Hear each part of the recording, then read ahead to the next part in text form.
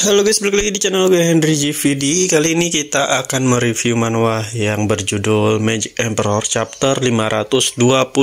Nah, di sini kita udah memasuki tahap akhir sebuah arch ya, yang melawan kekaisaran atau raja ya, atau kaisar juga bisa disebut. Nah, di sini Zhongfan dan Lo Feng, jangan Dongfeng.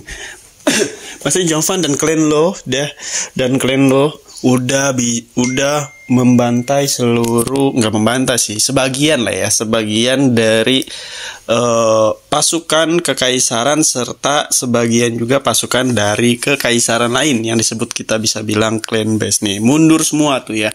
Karena di sini Zhongfan udah mendapatkan bantuan dari klan demonik. Nah, di sini pada kabur semua dan akhirnya si teknik jiwa atau raja bayangan itu pun dimakan atau ditelan oleh kekuatannya si para tetua dari klan Lo. Nah, di sini kita akan masuk benar-benar ke kaisar. Nah, kita akan lihat gimana caranya kematian atau ya dibunuhnya si kaisar tuh gimana nih nantinya ya. Apakah akan mati di tangan anak-anaknya atau mati di tangan si Zhongfan dan teman-temannya dan klan Lo. Nah, masih belum pasti nih ya matinya kenapa. Tapi di chapter kemarin di akhir kita ngeliat dia terkena diracuni gitu. Tapi nggak mungkin dia bakalan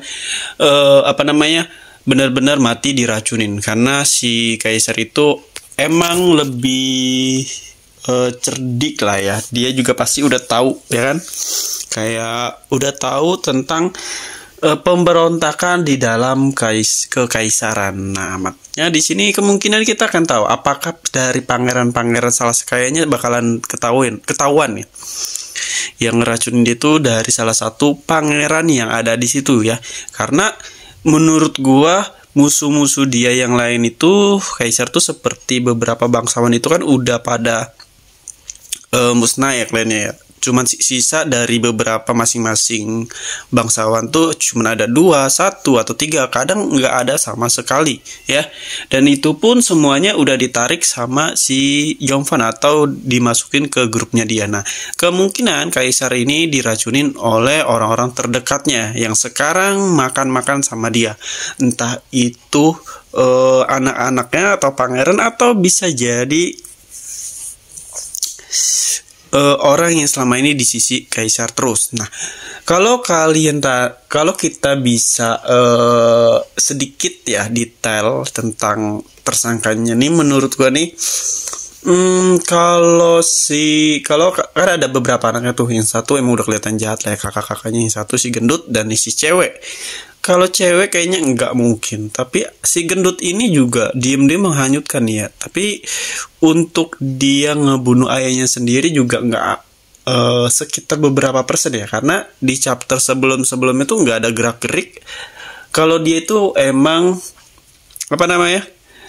mengatur rencana busuk, langkah yang salah lah, seperti abang-abangnya ya, saudara-saudaranya yang lain kan.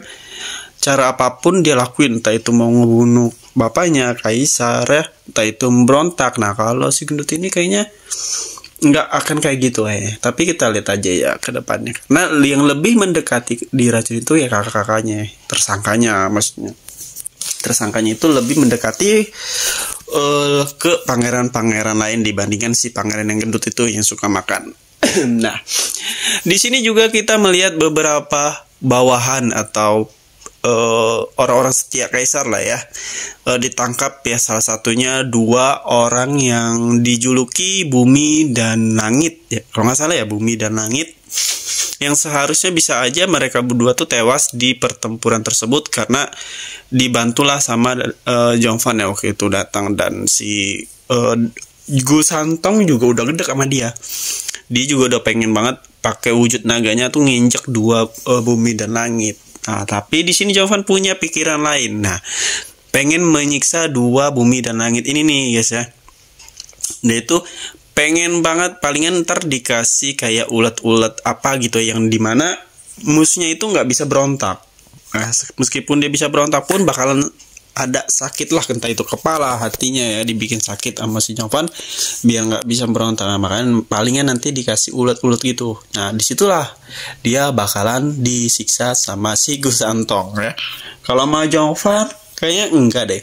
Jovan karena belum ada urusan sama dia, lebih mengurus Kaisar. Palingan itu buat si Gusantong aja nih, buat jadi samsaknya dia lah dalam berlatih ke depannya. Nah, nanti pun kita akan melihat beberapa pasukan Jovan ya.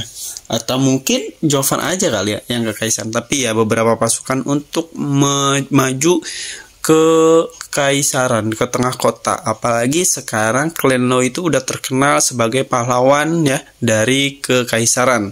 Nah, bisa aja nanti bisa membalikan arah dengan kecerdasan atau kepintaran si Jovan lah ya. Di sini Jovan udah benar-benar strateginya itu hampir 100% berhasil ya. Ngambil hati semua klan bangsawan, udah semuanya bergabung. Oke, yang kedua ngambil hati masyarakat Kekaisaran, yang dimana ketika nanti Jovan memberontak tuh bukan kelihatan memberontak di mata rakyat, tapi dia itu seperti